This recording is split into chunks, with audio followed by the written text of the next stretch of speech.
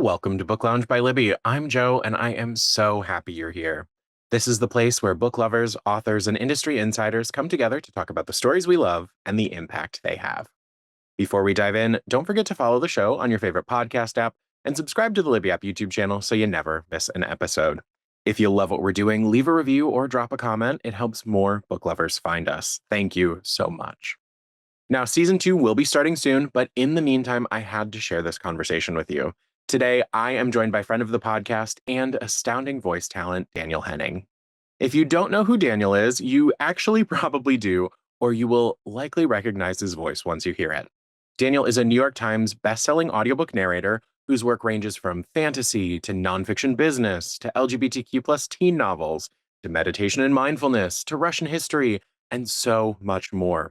His #1 New York Times bestseller is TJ Klune's Somewhere Beyond the Sea, which won him his 6th Audiophile Magazine Earphones Award, and his awards and nominations for his audio work don't end there. Today, he's here to talk with me about his work with the Warhol Foundation to narrate 3 of Andy Warhol's iconic books. More on which books those are and all the details behind it with Daniel. For now, I'll leave you with where you can find him. You can find Daniel online at Daniel Henning LA on most social media, and his website is danielhenning.net. All of that linked in the show notes. With that, let's turn the page and dive on in. Well, Daniel, welcome. It's incredible having you here. Welcome back to the new brand. I'm going to pretend it's my first time here. Oh, perfect.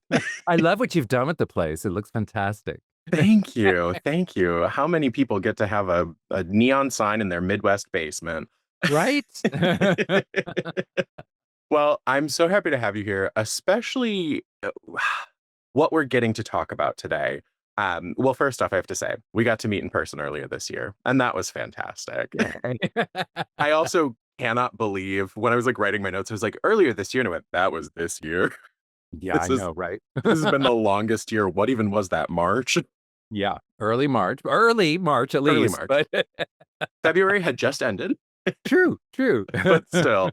So let's start at the beginning. I received a wonderful message from you about this project that you've been working on, and you are currently working with the Warhol Foundation to make audiobooks of The Philosophy of Andy Warhol, Popism, and a novel. How did Mhm. this come about? Just take me from the start. Well, the wonderful folks at Tantor Audio, who have been so incredibly good to me. They give me really challenging stuff. They give me really great stuff. They give me an incredible variety of stuff. So from them, one day I got an audition for Andy Warhol's The Philosophy of Andy Warhol. And sort of little side story, for some reason, and I'm so good on auditions. I like get them done. I'm like really like, I've never missed.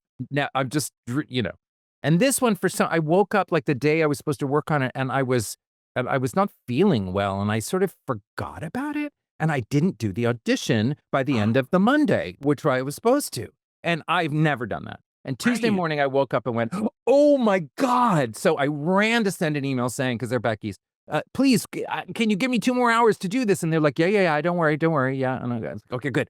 So then I did some research on Andy, and I did this audition, and I booked it. I got it, and I was so excited about that. And then I hadn't done the book yet, and I hadn't just barely started to do some research. And then I got another email saying, "Oh, they also would like you to do these 2 books." So the first And book was that's like just six your and a half hours. audition. That's Yeah, that's and that's just off of, and how long was what you had to prepare? the first book was 6.5 Well, hours. The just your sec audition. How long did how much time of you about did they 5 have? minutes, about 5 minutes. They let me pick what section I wanted But to, still and, 5 minutes. They said, "Okay, 3 books off the rip." yeah, and it's interesting. I mean, I didn't quite know the, jeopardy attached to that audition, you know what I Of mean? I course, even of forgot about the course. audition, right? It like, uh, You're like, and the "I don't reason feel was good," and that's that. the reason I put it off is because I wanted to try to find Andy's voice Of course. to be able to do the book. I'm not doing Andy, but I wanted to give you the essence of Andy, and so I did some research. I took a couple hours to really listen to him and really get his voice because it's such a unique thing. Yes. And then, then there you go. So I got a 6.5 hour book, which turned into three books and a total of 40 hours. I mean, that's incredible though, and I know we're pretty flagrant with the word icon nowadays, but I think Andy gets that word. Oh, okay. So just briefly, I just want to quickly Please. run you through. Yes. Andy Warhol invented, okay, with his superstars, Yep. he invented influencers. Sure did. Superstars were people who had nothing, no background, no nothing. He called them a star, and then they were, and then their pictures were in vogue with what they're wearing, right? So he invented influencers. He took those influencers and he put them in rooms and he put a camera on them and he said, here's the basic scenario. And then they just talked and he just let the camera run. He literally would walk away from the camera. Yep. So he invented reality TV Right. because that's what reality TV is, right? Absolutely. Put him in a Right. confessional, let him run. So then when he decided to manage the Velvet Underground, he then created this thing he called the Exploding Plastic Inevitable, which was he found a big dance hall called the Dom. He painted the walls white. He put the Velvet Underground on stage, didn't really light them, but lit them with his movies. He's projecting his movies. There's lights that are going all around. And so he invented multimedia. No one had ever done that before. And then to just toss this last little kicker in there, while they were in the warehouse, like picking lighting equipment to bring to the Exploding Plastic Inevitable, he saw something in the corner and he said, which was a discarded item and no one used them anymore. And he said, let's bring that. And it was a mirror ball. So Andy Warhol put the mirror ball Back into in the life. disco.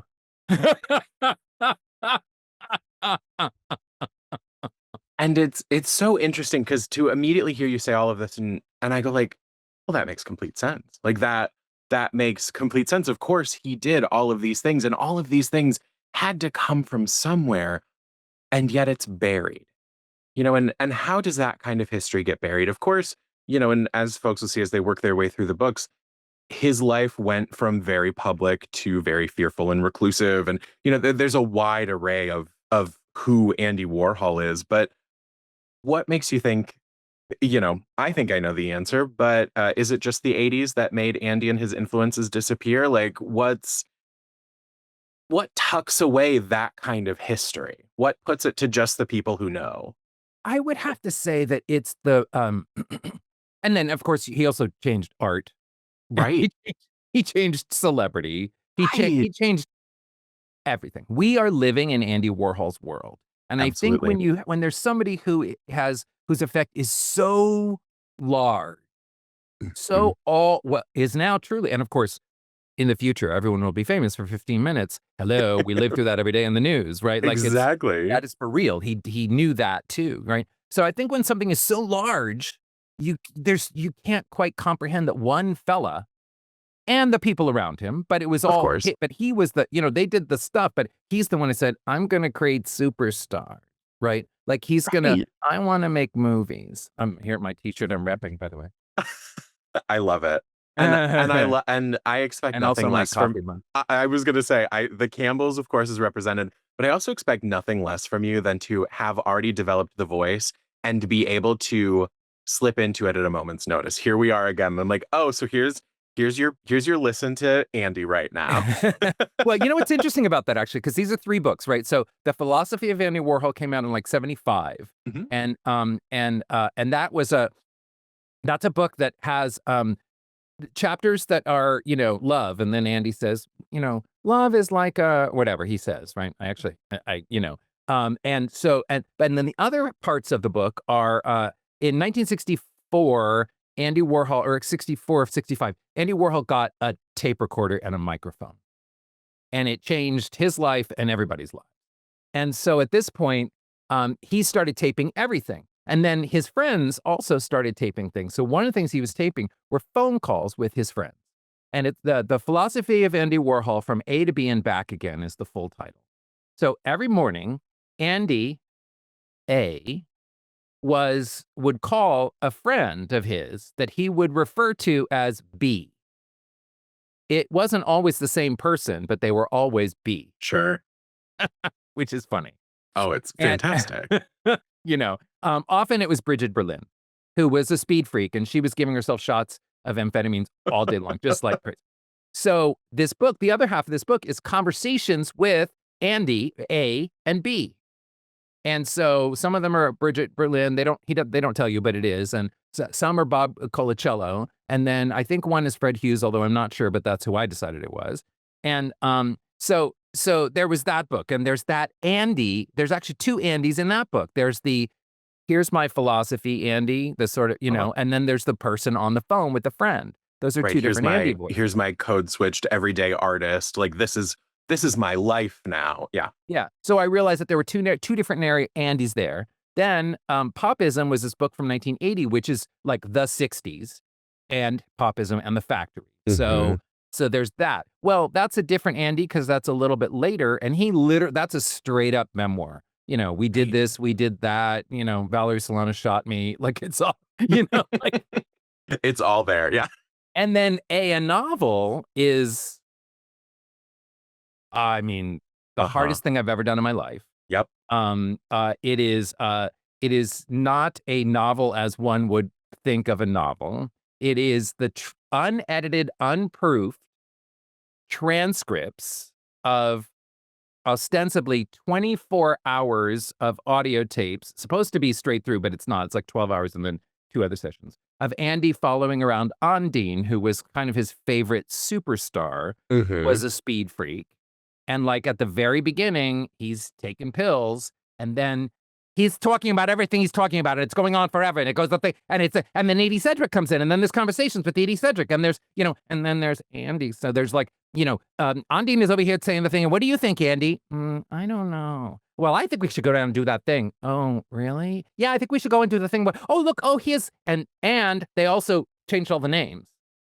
Of course. So Andy is Drella, which is kind of what they called him anyway. Ondine is Ondine, but Edie is called Taxi and like all this stuff.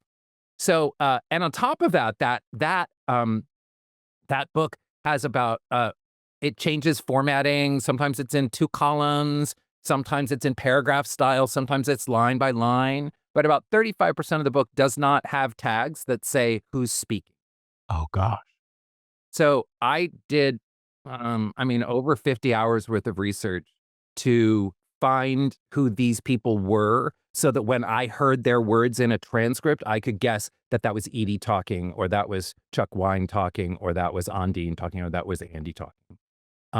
So it was incredibly difficult, but Sure. also I can't believe I was able to do that. And it's almost, they say it's like 100 characters. I don't know if it is, but it's a lot of people. I Um, mean, yeah. the thing that stuck out to me most about that was in your message to me, you said, "This is the hardest thing I've ever had to do." And I've I have listened to you read nonfiction. Yeah, everything TJ quotes to us is like, "Oh, I'll listen to him read the whatever."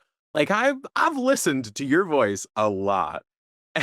And like for you to say that is where you go like, "Oh." Yeah. Now, what this is where I'm like, you as a person, what takes you to that point? What drives your artistry to go, I'm going to do the research that no one asked you to do, but Mhm. that we are so grateful that that exists from you?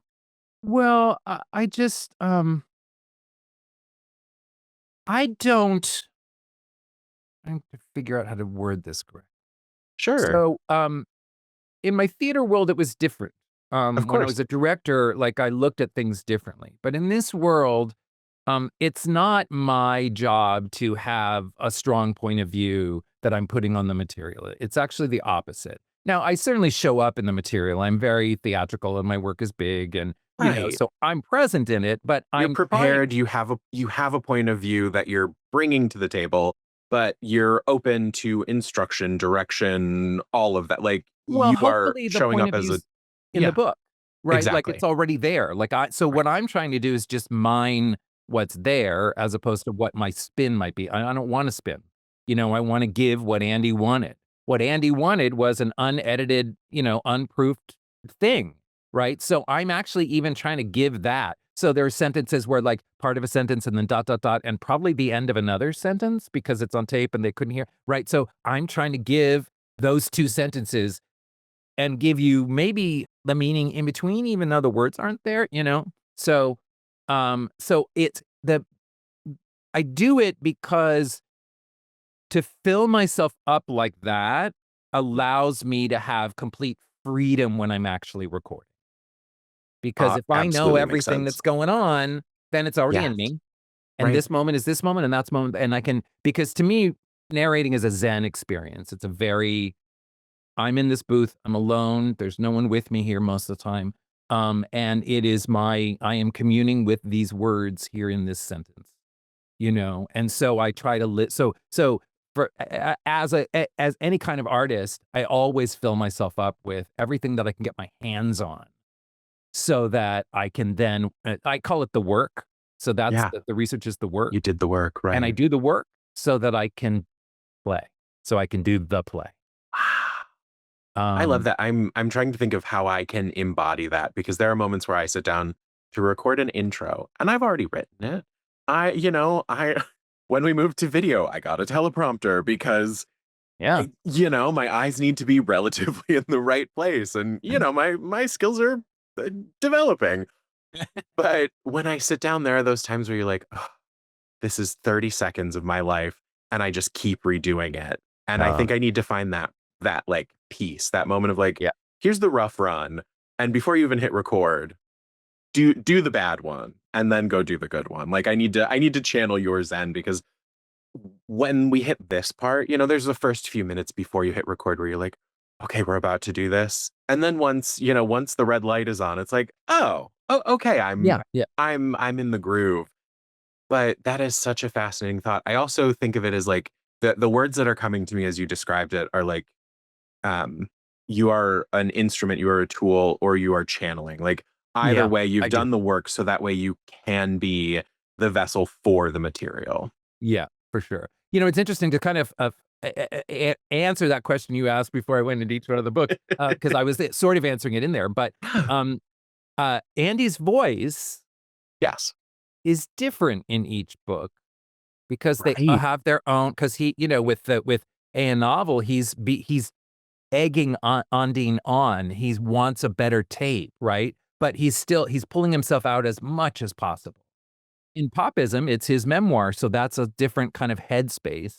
And with philosophy, it's got the two voices, the sort of here's the philosophical, book, and then here's this I'm talking to Bridget and she's shooting herself up with speed and now Right. she's doing a 50-minute monologue. I'm not kidding you. I do Bridget Berlin, she does a 50-minute monologue about opening up a drawer and oh my God, it was messy in there. So I pulled it out and I saw some dust in the corner and I had to clean it. And then when I got the vacuum cleaner, but you can't use that kind of vacuum cleaner. You have to use this other kind of vacuum cleaner. And then you pull out the dust and then there's more in there and then you have to clean the dust. And she goes up for right. um, I love that though. oh, it's crazy and amazing. Like I'm so it's just it was a series of all three of these books are a series of challenges. But but but he had there's two different Andys in there. So if you could stand to listen to all 40 hours of these three books, Yeah, you'd I'm signed up.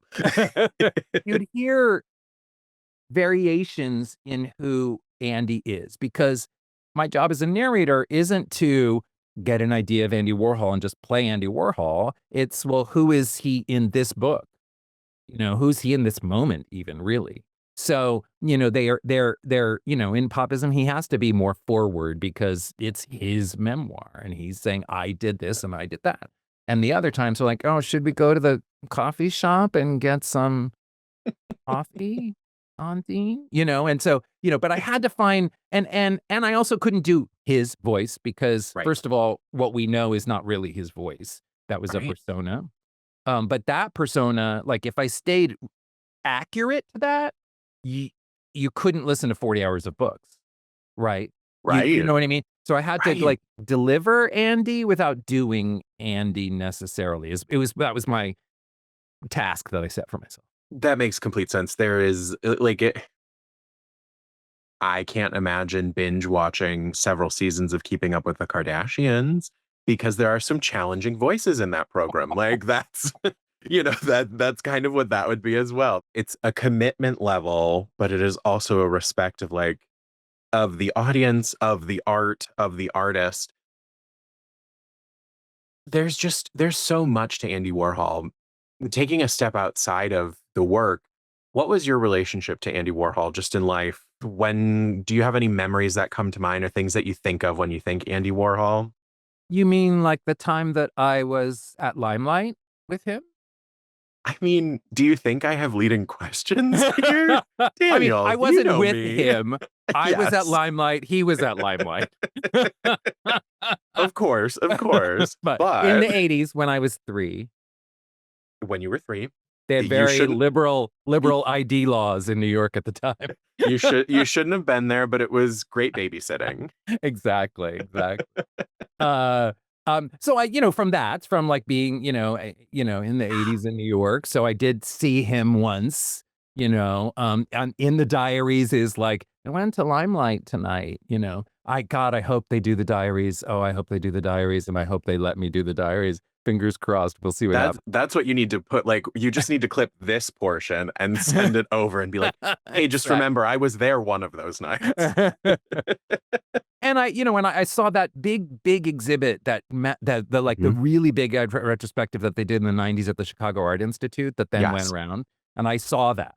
And that was when I really, like, saw the breadth of his work. I didn't know about the death penalty, the electric chair paintings. I didn't know about there was a lot of stuff that Andy Warhol. Yeah, yeah, yeah. And I had, seen Andy Warhol's Frankenstein, the of movie. course, a In classic. the X-rated Andy Warhol's Frankenstein in 3D, and I saw it in 3D in a movie theater in New York in the '80s. But that Wow. was the only one of his Again, films I'd at seen. 3. Exactly.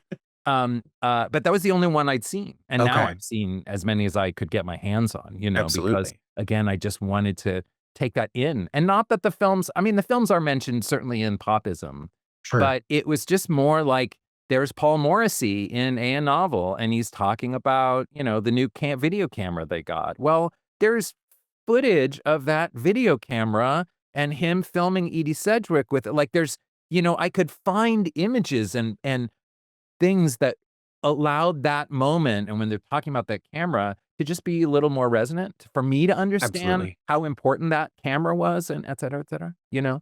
Absolutely. There's a lot of depth to this because as you said in the beginning, he was the first person to create influencers. He was the first person to be creating reality TV. And then he even did his own version of it, not just leaving them in a room to talk, but he was like the first vlogger. There are all of these tapes of nights out and experiences and things that you can reference back to and go, okay, well, there is proof of what he's saying right here in this writing.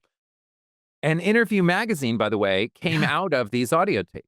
He was so fascinated with this unedited style, I turn the camera or the microphone on and you talk, he created Interview Magazine to be able to put those out in the world. So Interview Magazine are unedited transcripts for the most part, So he took that started sort of when he got the tape recorder, which he called my wife, by the way. He Love referred to that. that tape recorder as my wife. "Oh, well, we have to bring my wife." And, And that's camp. Anyone who wants right? to know what camp is, that's camp. And then so he took that and he turned it into, well, the films, right? But then Right? also, then that morphed even further into Interview Magazine, which was highly successful for, a long time. For a So very long time. it's interesting how and somebody I was reading somewhere, I can't remember where exactly now, but, It's a lot. You did a lot of research and then 40 hours. that somebody said that the Velvet Underground, and therefore the Exploding Plastic Inevitable, and Chelsea Girls, his really famous film, his probably most famous film that was most successful, and a novel are together one piece of art because they're self-referential, Absolutely. the people are the same, it's the same world just showing up in a musical way and in a film way and in a novel way. And so he was truly at all points doing multimedia. I mean, Yeah. Yeah. There's no Marvel Cinematic Universe without Andy Warhol creating his own artistic universe. Like, Yeah. Yeah. I want to get back to 40 hours of final Yeah. content. How long did you work in total on each project? Um, we in the world of audiobooks, we say it's about 2 hours per hour of, Makes sense. audio. I don't really keep track of that Yeah, because it sometimes it's an hour and a half for me to an hour, like, a lot of times it is. Sometimes it's 2.5. If it's some Russian history thing where I have a million names I have to pronounce, etcetera, it's longer, you know? I need to get your notes on where you go looking for pronunciation guides. Oh, I've got them all, believe me. Anyway, Uh, please continue. But that's where I'm like, Philosophy of Andy Warhol went really well and easily, right? And so to even though there I am, Bridget Berlin for 50 minutes talking about cleaning out her desk and other items, by the way. oh God. You'll Well, find out what I'm talking about when you hear it. I have a guess. And then, and Popism, also went well because it's kind of straightforward. Although Right. there are all those characters are coming in. And in these books, I did those characters because they are Edie Sedgwick is Edie Sedgwick. Like you can't, Yes, so again, I'm not doing Edie, but I'm giving you Edie. absolutely. So and then a novel, I mean, I don't even know what the ratio was for that because I had gone through the text and those all the places where it didn't say who's speaking, like, marked, here a B, here's an O, here's an A to tell me who it so that I could then, when I'm actually doing it, just switch back because I can switch between characters very easily. It's not the work I do with TJ and, all the magical kids and all that stuff in a dining room like that. It's not I do it just live, like I can do Right. it. I don't know what I'm tapping into when I do that, but I can. But keep it coming. Um, Right. and so with a novel, I was doing that, but it was sometimes it went really easy, and sometimes it was like there are 9 people and they're all talking about, are we gonna take a cab or are we gonna, like that because it's all there, the whole thing, like Right. the phone rings, the thing, like it's all there. His So goal is unedited yeah. human interaction. Yeah, he didn't initially mean for it to be unedited, but once he saw the transcript, he's like, "Oh, I love this. Thanks, Andy." 60 years later. Oh, you know what's really interesting in it? This is fascinating. So, for me, I don't know if it's fascinating for anybody else, but, so in A Novel, in the transcripts, at one point, Ondine says to Drilla, who is Andy, "So what is this gonna be, a novel? How's this gonna be a novel?" And Andy says, "Oh, well, transcripts." And he's like, "What do you mean, like a list of what we say?" "Yeah, yeah, we're gonna have transcripts." "Oh, you know what, Andy? You know what you should do? You should make like a tape book. It's a book, but it's tapes." They were talking about audiobooks They before there were sure were. audiobooks. A Wow. and here I am 60 years later Recording the making the audiobook. audiobook of the time that Andy Warhol and Ondine talked about audiobooks, about the A idea. book that's a tape. Did that catch you the first time you read that and just go, Oh, "I need a minute." immediately. Oh my god. I was like, "Yeah, I wish we could just have the tape too, so we could just release that and I don't have to go through all of this." You're right. You're like, "It would have been a lot easier if we would have just Or put if this I could out have just there." heard them. Oh, right. Exactly.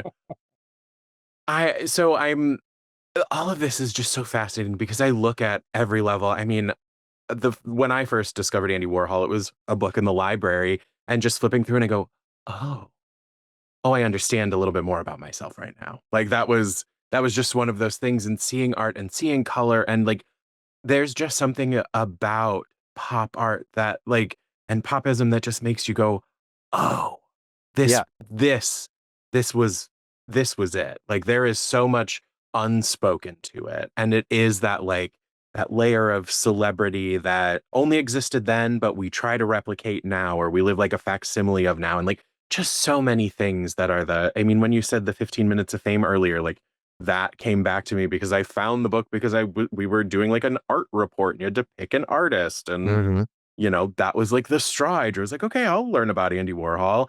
And I think of learning that in like the 6th grade, 15 minutes of fame and just going like, "Oh, right. He was on top of all of this." Yeah, and, his art, the pop art, like, his intention was to give you things that you already knew. You didn't have to do the lift of what is that supposed to be? Yeah, art is for It's you. right. It's It's not like a Jackson Pollock. He's like yeah, literally the extreme of Jackson Pollock. absolutely. It's also it's like our modern version of still lifes. Like, that is just a box of Brillo pads. That's exactly right. That's exactly right. I And mean, he that bowl of fruit and that box, it's no different. It's the same right. concept. He just put a creative spin on it, and the work is done for you. I mean, that's why you see the prints everywhere you see them, because people still resonate with it. Yeah. Now, the thing I'm curious about, because of course Tantor is amazing. They give you like just beautiful freedom to create what you create.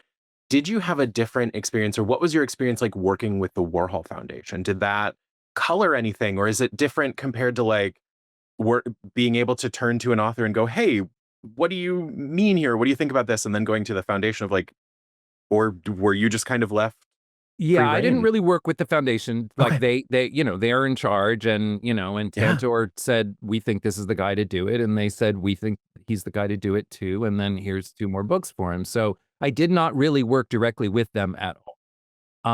And there's also the Warhol Museum, which I actually reached out to them because I thought, "Oh, are these tapes somewhere? Could I actually Right. hear them?" And then just Gonna the say it's a museum. 2-hour drive from me, so if you Oh, ever yeah, find your way over here, I'll we meet you could have there. met Yeah. there. But the museum world is like, everything Yes. takes years. So and the audiobook world, everything takes like minutes. Seconds, yeah. So I didn't really have the opportunity to be in touch with them. Right. But I do know that the foundation chose me. And obviously they have the rights to Of the original course. material. But the thing about audiobooks, which is super cool, is that, once Tantor chose me, then, Mhm. this was my project, and they gave me artistic freedom to I do love what that. I thought was necessary, and they trusted me to do that, and they supported me in whatever it was that I wanted to do. And there is something about the audiobook world that is, like, kind of unique in that way. Definitely. There's no when you've done a book, there's like, I never met TJ Klune or had a conversation with him before I finished The House in the Cerulean Sea. And no one ever said, "You should do it this way," or "You should do it that way," or "You should make Chauncey sound ridiculous." And, um, Right. no one ever said any of that. And actually, when I turned that book in, I was like, "Ooh, We'll these see what they characters are think, yeah. kinda big. Are they? I I wonder if they're swung gonna." hard with this one. I think that's what's on the page, but Yep. I And don't know. it surely was. I mean, I've listened to him say, "You did it better than, like, I could have," so, And like, you TJ says, he says that the way to listen to the Cerulean books are from my are audiobook, from you, so absolutely. so I did it, I guess, right? But, it's a similar thing here, right? So Yeah. Tantor really gave me the freedom to, take these projects on and not give it my spin, but to, deliver it in the way Trust that the I process. thought. Yeah. I mean, I think they often, I mean, these are obviously sort of theatrical in, at their core. And, I think people think of me that way, although I do non-theatrical stuff too. And, Yes. that isn't big. But if you need something that's kind of tough and weird, Oh, call me. when you were like, "Oh, this is what I'm working on," I went, Of course it is. You are the only person who could tackle this the way that it needs to be done." That question, of course, was, like, just purely the curiosity of, that's what I wanted to hear, because that's what I've come to expect, that the audiobook world is a very beautiful space of, we got it to the point where you are the voice we want to do this, and the way you deliver is how we want it done. So, Yeah.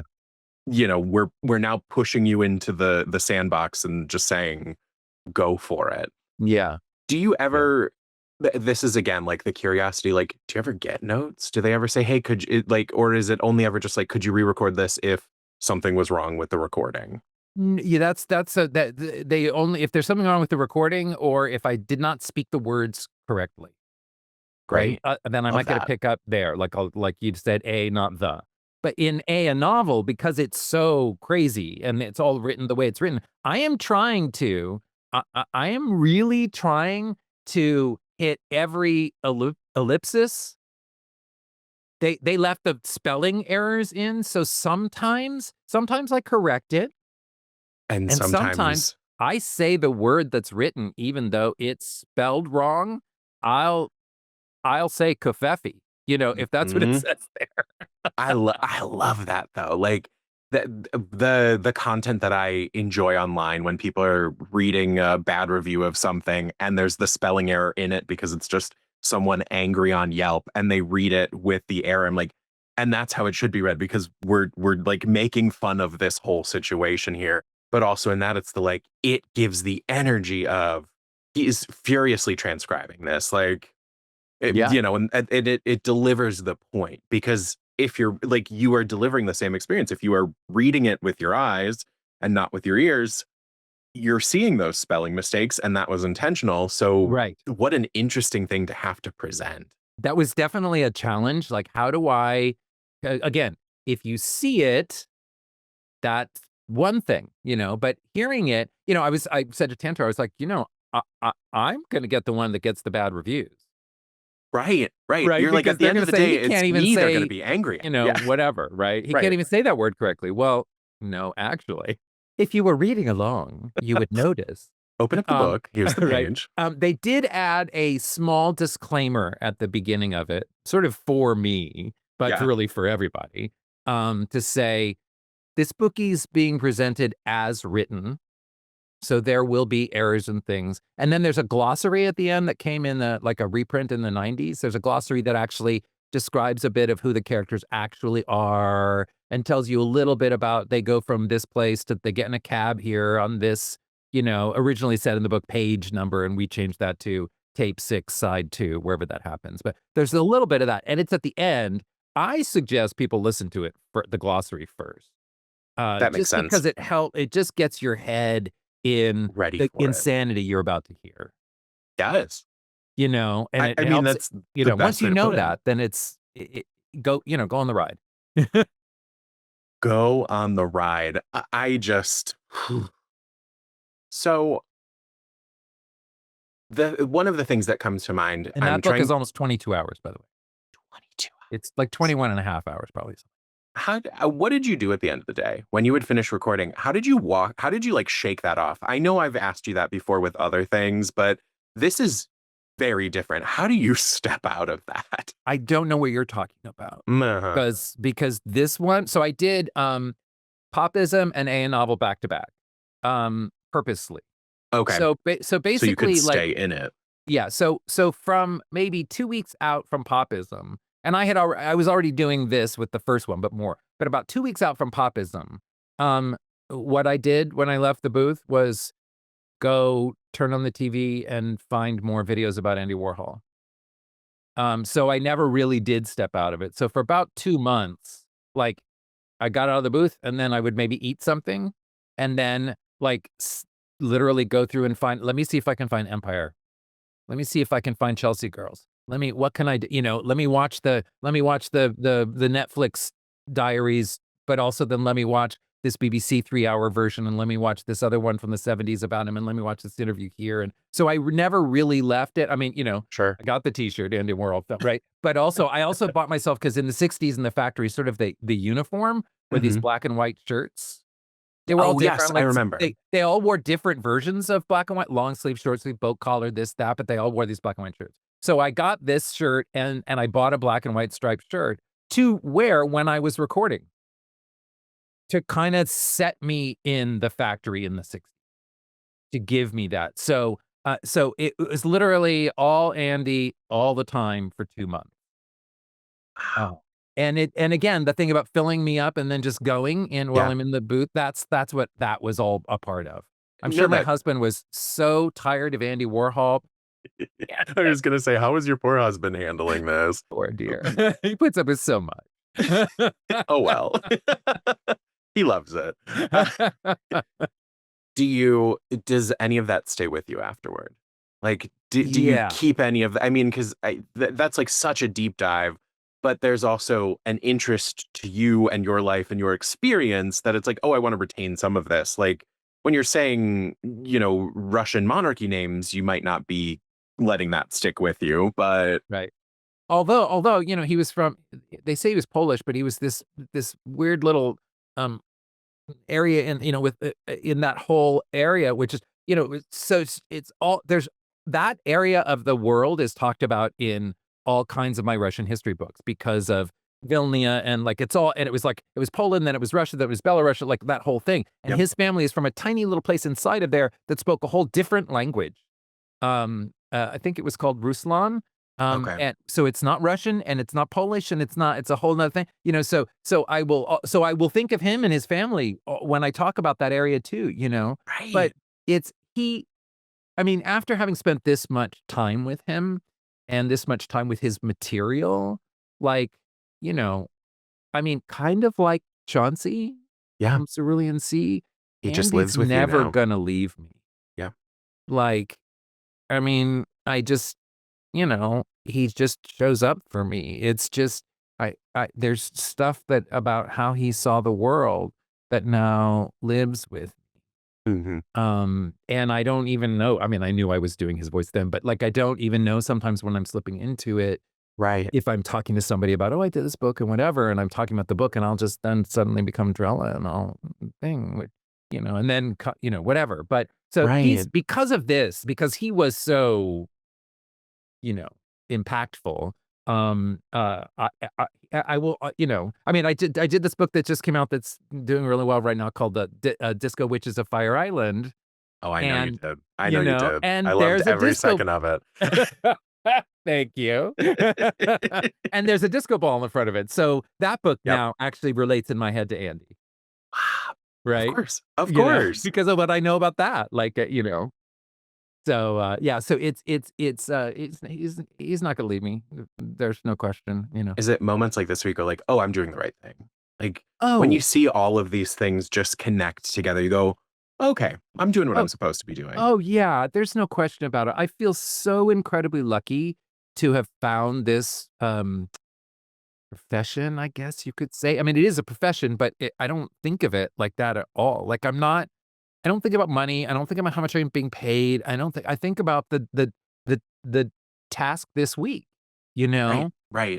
And I just live in that. And the rest of it is, I mean, I just feel so I just finished a book that took place in the San Francisco in the 1870s in the Barbary Coast.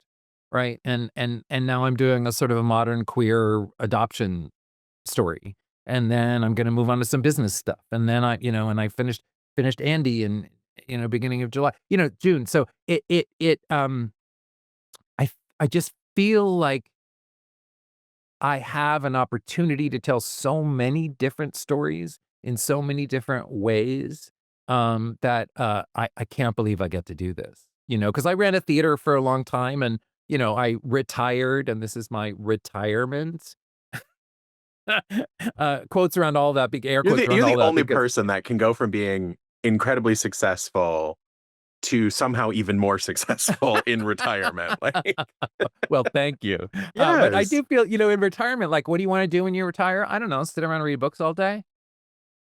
Well, you found a way to monetize that. And they pay me, even better. Exactly. So it's really fun, and weirdly enough, I read a lot as a kid, Yeah. and then, in the theater, I was reading so many scripts, I couldn't Mhm. read books anymore. I I get never got that. to read books for, like, 20 years. I never read a book, like, Yeah. maybe, yeah, John Irving every time a new John Irving came out, I read that. But other Right. than that, like, Right. it was very they're sporadically throughout, and now I get to do that all day long, and it's always a different book. And here's a really interesting part of the job. I record I mean, I will do probably close to 50 books this year, and so I read those, and then I read a few others that I'm maybe up for or whatever, and I wanna read the whole thing before I do an audition, and sometimes I'll do that, you know? But what I'm reading aren't books that I had to go and find for myself. "Oh, I'm gonna read this." It's like I have, 120 people in the industry looking for books that they think I might like, and then they give them to me and pay me to read them. Like, Uh-huh. how amazing, you know? Isn't it a treat though? I mean, my experience is not dissimilar, but it's more the like, "Oh, I hope you'll mention this." And so they just send me a link to a book that of course I would find and read on my own, but look at that. It was in my email. It was in my work email. Like, great. So there's just something about it's almost like, oh, the gnomes and the fairies deliver me my cobbled shoes the next morning. That's what it feels like sometimes Yeah, with what we do, that it's just like, here's a book. yeah, and it's like, Here's "Oh, a book that's" you're gonna love. yeah, and that's the interesting thing, it's like, "Oh, you thought I was right for this, or you thought I would Yeah. enjoy this book." That is so interesting, you Yeah. know? Because, maybe your friends say, "Oh, you'd like this movie," or whatever, but, like, this is Uh-huh. my day, like, every day, like, people go, "We think you'd like this book, what do you think?" You know? And I'm also really lucky that I'm not stuck in one genre, you know? Yes. That's a You are truly a perfect chameleon for that, but I think that has to keep it fresh, It or it does. allows you to do 50 books in a year, because if you were always recording the same handful of things, while we'd be more than happy to have them, you still will hit that point where you go like, I need a break from this. I need something else." I was talking to a narrator friend, and she's like, "How do you stay so focused in the booth? Like, I wander, I have to check my social media, I do this stuff." I'm like, "Well," I'm like, "You've done, like, 400 YA books, right?" Mhm. And she's like, "Yeah, that's pretty much what I do." I was like, "Well, there's your answer, Right. right? Because that every book is the same book now for you." And Right. that is not the case for me, you know? Right. You've Yeah. it's become the like, it's the factory. You've developed the routine, and so literal factory, not The factory. Although the factory was right. also a factory. I was trying to like escape from it, and I was like, no, now I'm stuck in the loop. Yeah. But right, once it becomes that process, you lose a little bit of the magic, the jumping, and in talking with other narrators, I've also heard that it's like sometimes you have to start to adjust your hours and set the like, I work 5 days a week, and I only work for 6 hours because the diminishing return started to, like creep down further. So at some point it was like, oh yeah, if I force myself for 8, well, those last 2 were garbage anyway, or I just spent scrolling on my phone, so we're calling it 6 hours now. Yeah. Yeah, for sure. I definitely, when I go into a studio, they expect a certain thing, right? Of But at course. home, I have my own version of that. So, Right. normally I will, my goal is to have 2 finished hours a day, and that's not very hard for me. But last week, just because the way schedules worked and things, I did, you know, 3.5 hours and then like 2.5 hours every day. One day was 3.5 hours, I got finished, and then 2.5 hours. So it was a longer week. And that Right. actually went all the way through Sunday, because I had a deadline Monday on this book that came up quickly, and I wanted to do that book, right? Of But course. then I took Monday off, and yesterday I just prepped the book I'm starting when we're done, today. So I mean, that's another thing I really love about the business is I really do get to have my own schedule. Right. And if something comes up or something I wanna do, then I can just go do that. Like, it's not a problem, you know? Right. If you need to go see Vanessa Williams in The Devil Wears Prada, you can Then hop you on that plane. That's exactly right, because when Miss Vanessa tells you to come see her in a show, you come see her in a show. You put the sleeping mask over your eyes and you sit down on the plane. Exactly, and I'm really glad I did. Oh, so good.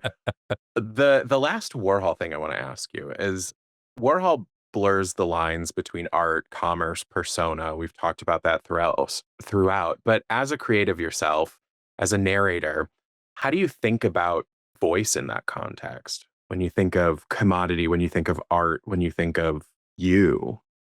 Well, what do you mean voices in that? What do you mean when you say voice? Just you, your voice. I Oh, mean, your voice, in the same way that he was creating his art, you are as well, but you're also Daniel the person and right. Daniel the artist, and. Well, it's interesting, and this is one of the things that they're talking about, like, now, there was this whole thing in social media, well, you have your personal accounts, and then you have your, like, work you have your, like, your art account, this is my narrator account, or this is my filmmaker account, whatever, right? But what's happening now is, they we'll call them audience. The audience wants all of that Yes. so that you are your art. Well, Andy definitely was his art. He Hmm. lived it. The persona he created was part of his art projects. Yes. Like he was all of a piece. And what I realized, which maybe I never knew because I always thought of myself as the personal person and then the business person. In fact, my birth name is Danny, by the way. I'm born Danny. And Daniel was my like business theater person Oh, I love persona that. person. Yeah. And so coming into audiobooks and just kind of letting go of theater and all the rest of that, like my friends, know me as Danny, and like people and anyone, you can call me Danny, please feel free. Thank you. I was like, oh, I will. But what I realized is that, and I was an odd kid, Yeah, and I was also very gregarious and very much present, even to bullies and people around me and people of who didn't course. like me or understand me, all that stuff. So what I realized is that I've lived my life that same way. I never really Absolutely. did have a separate thing. I tried to kind of make that way. But Right. now I love that I just have, my Instagram is my Instagram. My Facebook is my Facebook. That's what that is. Like I put personal things up there. I put things about my friends up there. Some of them happen to be famous. I also put my work up there. Like to me, it's all the same. Like I am doing The Disco Witches of Fire Island. I got that book because I saw the cover and then I was like, "Oh, that sounds fantastic. Let me do a little more Uh-huh. research." I went and saw the blurb. The original this blurb is gone now, but the original blurb said, "For fans of The House on the Cerulean Sea." I was like, "But that's my book. I did House of the Cerulean Sea. I'm Chauncey for frick's sake." Yep. You Yeah. know? Um, Right. I know I and was in the pitch meeting when they were like, when the pub was putting out the like, this is what's coming in the next few months. And I saw that and I went, well, you can send me a copy. Oh, that's And so great. I didn't and know then that. all of a Wonderful. sudden it's like, oh, here comes the post from you that says, I'll be voicing this. And I went, well, I guess I'll wait for the audio.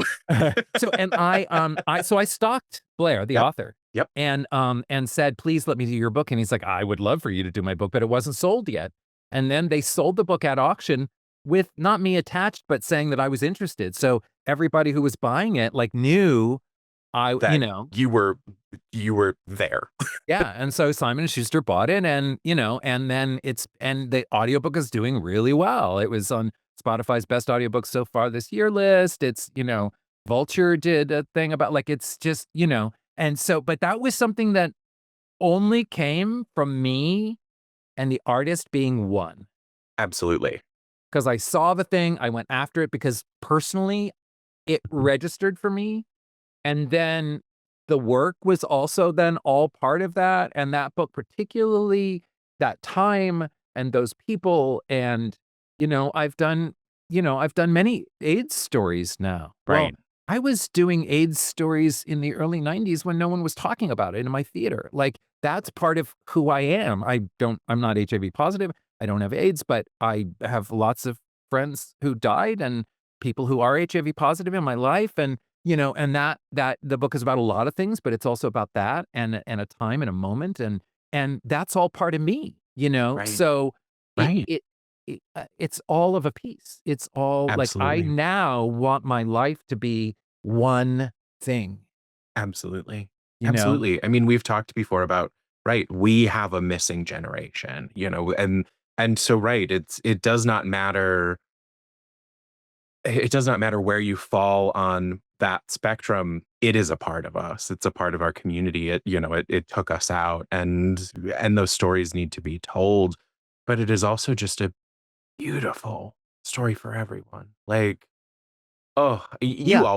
you regularly make me cry, but that one sorry. that hey, I sign up for it. Like, Okay. but that one, it was just the like, oh, I needed this exploration of grief. I needed this Yeah. exploration of what does it look to be like the old queer in a caftan? Because I know that's my future. Like I know I'm gonna be haunting around the halls, floating in my caftan someday soon. It could be tomorrow at the office. I'll never tell. You'll Could see me be. when I get there. Like, we don't know. Yeah, right, But exactly. but yeah, there's just so much beauty to it. Yeah. We only have just mere moments left together, but what are you working on right now? What are we promoting? Share with the listeners what you'd like to share. All right, well, Disco Witches of Fire Island, of course, is, Of course. I did another book that just was released as well that is, it's from it's more indie publisher, so it's not getting the same kind of stuff, but I love this book deeply, and it's called And Introducing Dexter Gaines. And it's a 1950s Hollywood, melodrama is the word that they, like, but it's a film director and his movie star wife meet this young man who's a cater waiter at their party, and they end up having all kinds of stuff goes on between them. But Mhm. it's set in the 50s. It's all the Hollywood glamour, but it's also all the Hollywood dirt, and then in it I get to do, I mean, there's a scene where I play Tallulah Bankhead, Noel Coward, Tennessee Williams, Kitty Carlisle Hart, Margaret Truman, and then one of my favorites, Truman Capote. And my Truman is spot on. Oh, it's so good. And, so it's this fictional story, but Yep. also set in the real world. So, like, the restaurants they go to, I live in LA, I live in Hollywood. Like, the restaurants they go to, I know these places. I know Musso and Frank's. I know, like, it's all. So Yes.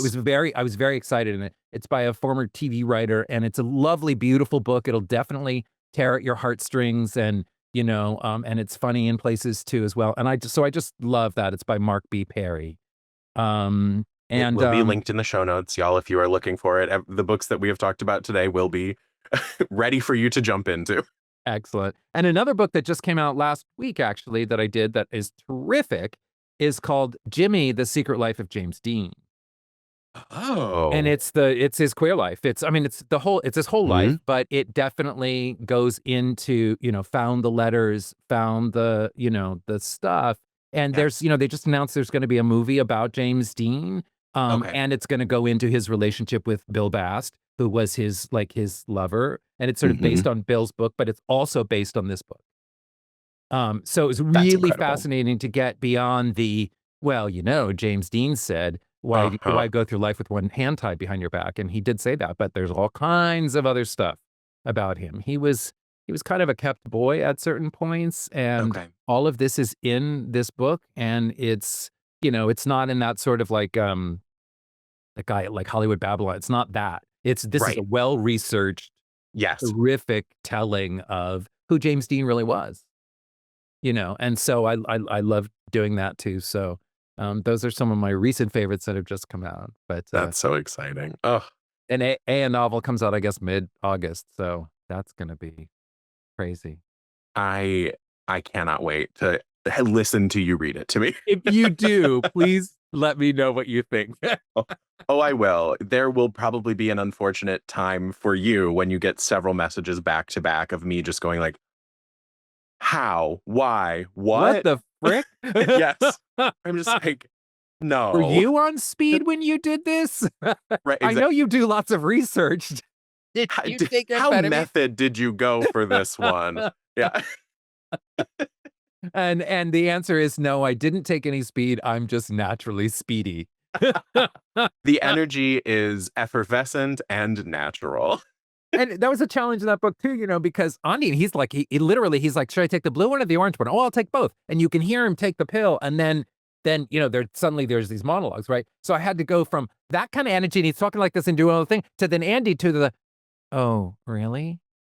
And then go back to the energy, so I'm shifting energy because they were too, right? Right.